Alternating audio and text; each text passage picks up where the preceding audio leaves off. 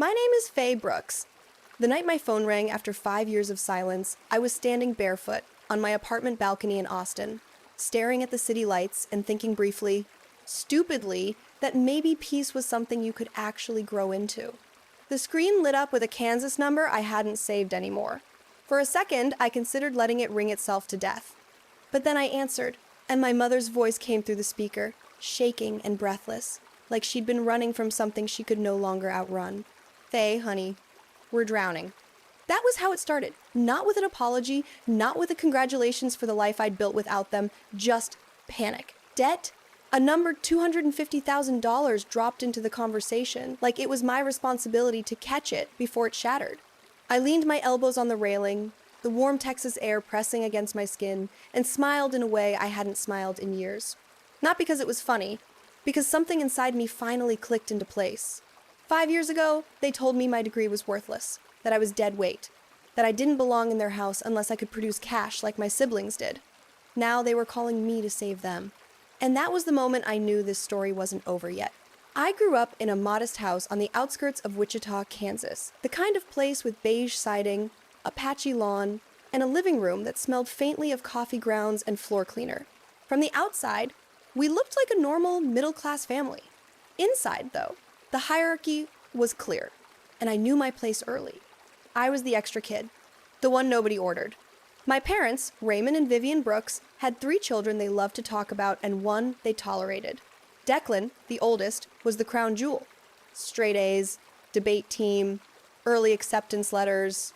When he got into a top law program, my parents threw a backyard barbecue just so they could tell the neighbors. My dad grilled steaks like it was the 4th of July, and my mom walked people through the house pointing at Declan's trophies like they were museum pieces. Sawyer, my middle sister, was the hustler. She started flipping furniture before she had her driver's license, dragging home broken dressers from garage sales and turning them into something people paid real money for. By 16, she was helping cover family dinners with her profits. My parents loved to say she had business instincts. Then there was Emerson, the youngest before me. She had a camera in her hands before she had braces. Her photos landed in local magazines while she was still in high school.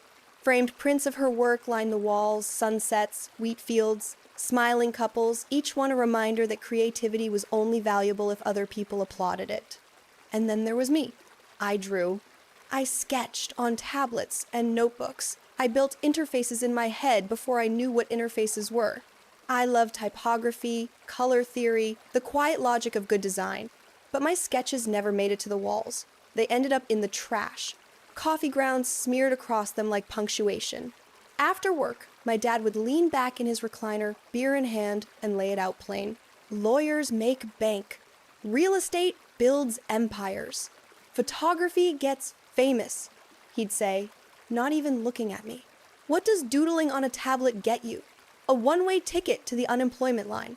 My mom nodded along, adding that art majors flipped burgers or lived in their parents' basements. I tried explaining how digital design powered apps and websites, how companies paid real money for it. They tuned out faster than a bad radio station. My report cards disappeared under Declan's law review clippings. Sawyer's first closing check paid for a new flat-screen TV that everyone watched except me. Emerson sold prints at weekend markets and pocketed hundreds, while I saved pennies from mowing lawns and selling digital stickers online. Family vacations made everything clear. One summer, they packed for a week at a Colorado resort cabins, zip lines, the works. I begged to go, waving my straight-A progress report from art class like proof of worth. My dad handed me a chore list instead. Mow the lawn, clean the gutters, watch the dog, he said. Earn your keep first. I stood on the porch as the minivan pulled away, Emerson snapping selfies from the back seat. That night, I ate cereal alone while they posted lake photos online. The same thing happened for Sawyer's high school graduation party. Catered barbecue, string lights, cousins flying in from out of state. I stayed home babysitting the neighbor's cat for gas money. By 16, the pattern was locked in. Declan interned at a downtown firm. Sawyer closed her 3rd property. Emerson pocketed cash from print sales. I biked to the community center for free drawing workshops and taught myself software using cracked tutorials. When college talk started, the divide only widened. Declan got full rides to prestigious schools. Sawyer enrolled in business programs with real estate electives. Emerson landed photography scholarships. I applied to the local community college. It was affordable. It had a solid graphic design track. When acceptance letters arrived, mine got a shrug. Community college, my dad grunted. That's where kids go when they can't hack it. So I worked doubles at a diner to cover tuition, books, and software subscriptions. Nights blurred into mornings, hunched over a secondhand laptop in the public library. Declan called from campus parties. Sawyer texted, closing photos. Emerson mailed glossy prints from gallery openings. My inbox stayed empty, except for payment reminders. My mom sent group texts about family barbecues I wasn't invited to because you're always studying. I stopped replying sophomore year. The first time I earned money from design, a paid internship redesigning menus for local cafes. The check barely covered rent. But it proved something to me. I could survive without their approval. Graduation day came quietly. I walked across the community college stage in a borrowed cap and gown, diploma in hand at 22. No family in the audience, just a couple coworkers clapping. I drove home buzzing with plans, portfolio, website, freelance gigs, maybe transferring to a 4-year program. The house smelled like barbecue. Balloons spelled congrats across the living room. For a second, I thought it was for me. Then I saw the banner, Sawyer's 5th closing. Emerson snapped photos. Declan toasted with champagne. My dad spotted me in the doorway, still in my gown. "About time you showed up," he said. "Now that you've got that piece of paper, when do you start paying rent? Your siblings contribute." My mom chimed in without looking up from her phone. "We're short this month. Sawyer needs seed money for her next flip, and Emerson's camera broke. Put in or pack up." Declan raised an eyebrow. "Family first." Sawyer smirked. "Design something that prints money." Emerson laughed, already scrolling her feed. I stood there, diploma crumpling in my fist, and realized the celebration had never been about me. It never would be. I packed a backpack that night and left Wichita without a backward glance. The bus ticket to Austin cost everything in my wallet, but the city hummed with tech energy and possibility. I crashed on a coworker's couch, then rented a studio above a taco shop that smelled like cumin 24/7. I waitressed by night and built a portfolio by day, designing logos for food trucks and menus for coffee shops. $50 here, 100 there, enough to keep going. Austin didn't care where I came from. It cared what I could build. And that was the first time in my life that felt like freedom. Austin didn't change my life overnight. It wore me down first. I learned the rhythm of exhaustion, fast late shifts at the barbecue joint off South Congress, feet aching, clothes soaked in smoke, the sound of brisket knives hitting cutting boards still ringing in my ears when I got home. Tips paid rent. Barely. But they bought me mornings, and mornings were mine. I spent them hunched over my laptop at the tiny desk in my studio, sunlight fighting through greasy windows, building a portfolio one screen at a time, logos, landing pages, app mock-ups that no one had asked for yet. I redesigned imaginary products just to prove to myself I could. Banking apps, fitness trackers, restaurant ordering systems that didn't make you want to throw your phone across the room. I posted my work on forums. I emailed strangers. I said yes to every small job, no matter how insulting the budget felt. I learned how to explain design to people who thought color palettes were optional and user experience was just vibes. Slowly, something shifted. A taco truck owner loved a menu redesign so much, he asked me to build a simple mobile ordering interface. A coffee shop referred me to a friend launching a food delivery startup. Someone at a co-working space noticed my screens over my shoulder and asked if I freelanced. The gigs stacked. 50 turned into 200. 200 turned into 1,000. I registered as a sole proprietor, printed business cards that said Faye Brooks, UX designer, and learned how to invoice without apologizing. I stopped telling people where I came from. At local tech meetups, I listened more than I talked. Founders shared war stories over cheap beer burn rates, pivots, angel investors who ghosted. I absorbed everything. I asked questions that made people pause. I learned what metrics mattered and which ones were vanity. I learned that good design wasn't just pretty, it made money. 2 years in, an incubator downtown hosted a pitch night. I almost didn't go. I almost told myself I wasn't ready. Instead, I demoed a prototype for a fitness tracking app I'd built on my own time.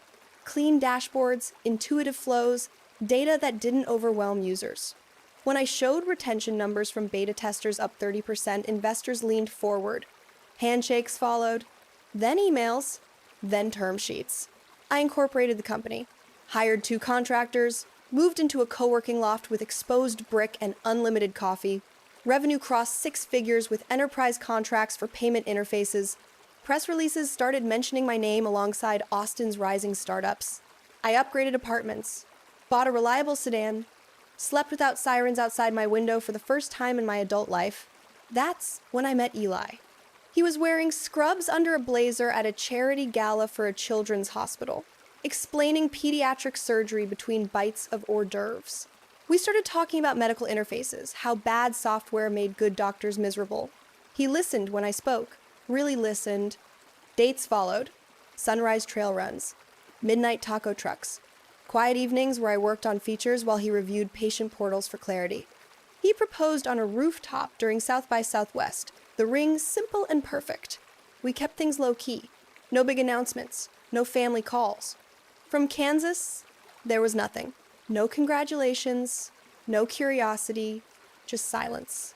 Declan got married at a country club, Sawyer on a beach resort, Emerson in a vintage warehouse with fairy lights and Polaroid guest books. I saw it all online, tagged and hashtagged, a spectator to a family that had erased me. My company secured a Series A round, valuing us at $3 million. We moved into a glass building downtown. The team grew to 15. Eli integrated into my world easily, advising on healthcare, UX.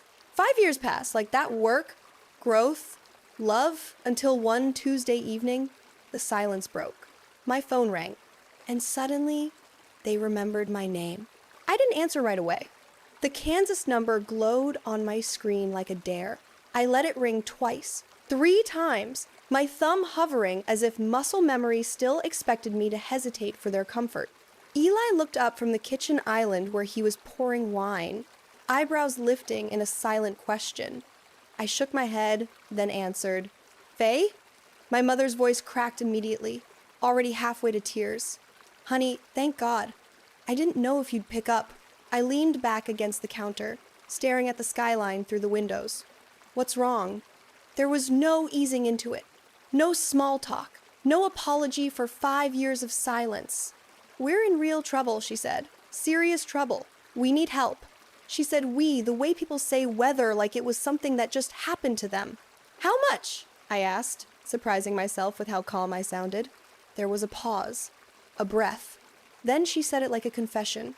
250,000. The number hung between us, heavy and absurd. I almost laughed. Not because it was funny, but because the symmetry was too perfect. 5 years ago, I wasn't worth a phone call. Now, I was worth $250,000. She rushed to fill the silence, words tumbling over each other. Declan had been laid off. Sawyer's properties were underwater. Emerson's credit cards were maxed out. Rent had gone up again. Dad's medical bills. Eviction notices. Deadlines. "You're our last hope," she said, voice breaking. "You're doing well now. We've seen it. We're so proud of you." Pride. The word tasted strange. I asked questions. Not because I needed answers, but because I wanted to hear them say it out loud. Declan had been fired 6 months earlier after a partner accused him of inflating billable hours. An ethics investigation followed. Clients vanished. His wife filed for divorce and took the kids. Child support and alimony chewed through his severance. Sawyer had over-leveraged 3 commercial properties during a market dip. Tenants defaulted. Banks called in loans. Foreclosure notices stacked up. Emerson chased influencer contracts with borrowed money, ring lights, drones, studio rentals. Payments dried up. Creditors didn't. Dad's pension barely covered utilities. Mom picked up part-time cashier shifts while juggling migraines and stress-induced doctor visits. When she finished, she exhaled like she'd been holding her breath for months. "So," she said carefully, "can you help us?" I closed my eyes. No. The word landed clean. Sharp. There it was. The moment I'd imagined in quieter, lonelier nights.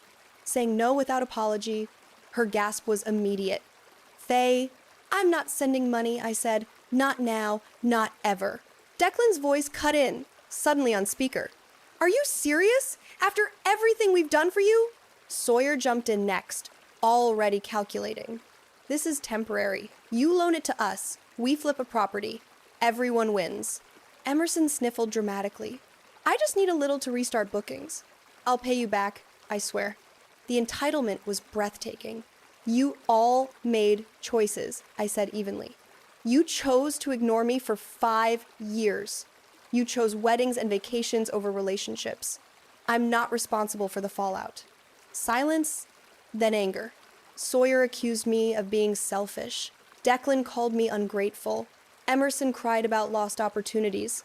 My mother pleaded. My father muttered about blood and obligation. I let them talk. Let the noise burn itself out. Then I said, come to Austin. They paused. Come see how I live now, I continued. Let's talk in person. Suspicion flickered through the line, but desperation won. Flights were booked within the hour. When I hung up, Eli didn't say, are you sure? He just asked, what do you need? I smiled, to show them the truth. They arrived with suitcases full of hope and expectations. A black SUV waited at Austin Bergstrom, the driver holding a sign with our last name. My mother clutched her purse like a lifeline. My father scanned the terminal. Declan adjusted his tie. Sawyer smoothed her blouse. Emerson filmed arrival selfies against a Texas flag mural. The ride downtown was polite. Too polite. They commented on the skyline, the prices, the growth. Sawyer asked about investment opportunities. Declan asked about regulations. Emerson filmed everything. I gave them the tour, the loft, the office, the team, the screens, flashing analytics, the revenue charts. Their eyes followed the money. At lunch, the tone shifted. This didn't happen overnight, my father said, impressed now. Family builds foundations. Declan leaned forward. Legally speaking, early support counts. Sawyer pulled out a pen. We should talk equity. I listened as they divided my company on a napkin like inherited land. 20% each. Moral support, guidance, blood. I let them finish. Then I stood up. Dinner, I said. I made a reservation. They smiled, thinking they'd won. They had no idea what was waiting for them. The restaurant sat right on the edge of Ladybird Lake, all glass and soft light, the kind of place where the water reflects string lights and makes everything look more forgiving than it really is. I'd chosen it deliberately. Beautiful settings make people careless. They relax. They assume good news is coming. We were led to a private table overlooking the water. Leather seats, linen napkins, menus thick enough to double as weapons. My mother ordered sparkling water, hands still shaking. My father went straight for the steak, medium rare, like nothing in his world had actually changed. Declan skimmed prices with approval. Sawyer asked about gluten-free options. Emerson took photos of the view for her feed. Eli sat beside me, his hand resting lightly on my knee under the table. Quiet, present, solid. We made small talk while appetizers arrived: calamari, bruschetta, charred vegetables, Austin's growth, real estate, restaurants. They laughed easily now, convinced this was the part where I folded. I waited until the plates were half empty. Then I slid a leather folder onto the table. Before anyone could ask what it was, I said, before we talk about money or equity or anything else, we're going to talk about reality. The air shifted. Inside the folder was a single document on top: refusal of financial assistance, notarized, dated, signed. My mother's fork froze mid-air. What's that? Declan asked. I didn't answer right away. I pulled out the next page. An eviction notice. 60 days. Red stamped letters. My mother's hand flew to her mouth. Then, Declan's paperwork, court filings, ethics complaints, highlighted sections showing inflated billing records, a notice of suspension, child support judgments. His face drained of color. Sawyer's turn came next. Foreclosure documents, auction dates circled in ink, personal guarantees she'd signed without reading. She inhaled sharply, like the floor had dropped out beneath her. Then Emerson. Bankruptcy filings, credit card balances, repossession warnings for cameras and lighting equipment. Her eyes filled. Her phone slipped from her hand onto the table. I let the silence stretch. You didn't come here because you love me, I said calmly. You came because you ran out of places to hide. My father straightened. This is family business. No, I said. This is consequences. Declan tried logic. Sawyer tried math. Emerson tried tears. My mother reached for my hand. Please, she whispered. We made mistakes. I pulled my hand back gently. You didn't make a mistake when you kicked me out, I said. You made a choice. Eli finally spoke, his voice steady. Faye's decision is final. The server appeared with entrees. I waved him away. I'm not your bailout, I continued. I'm not your backup plan. And I'm not the daughter you remember when you need money. My father stared out at the water, jaw tight. Sawyer traced numbers on the table like she could still solve this. Declan folded his arms. Emerson cried quietly. That night, I blocked every number. No dramatic exit, no yelling, just the sound of chairs moving back and a family realizing the door had closed. Life didn't fall apart after that. It got quieter. Eli and I rescheduled our wedding, small, intimate, under oak trees in the hill country. No speeches about family, just people who showed up when things were hard. The company grew. We hired more women, built better systems, launched products that actually helped people. A year later, I found out I was pregnant. A daughter. Meanwhile, the consequences unfolded exactly as paperwork predicts. My parents lost the apartment and moved into a trailer outside Wichita. Declan filed bankruptcy and lost his license. Sawyer waited tables. Emerson sold equipment piece by piece and started over small. They never apologized. And that was fine, because here's what I learned and what I want every woman watching this to hear. You don't owe anyone your future just because they shared your past. Walking away doesn't make you cruel. Choosing yourself doesn't make you selfish. And success doesn't belong to the people who doubted you, it belongs to the person who kept going anyway. If this story feels familiar, you're not alone. And you're not wrong. You're just finally ready to choose yourself.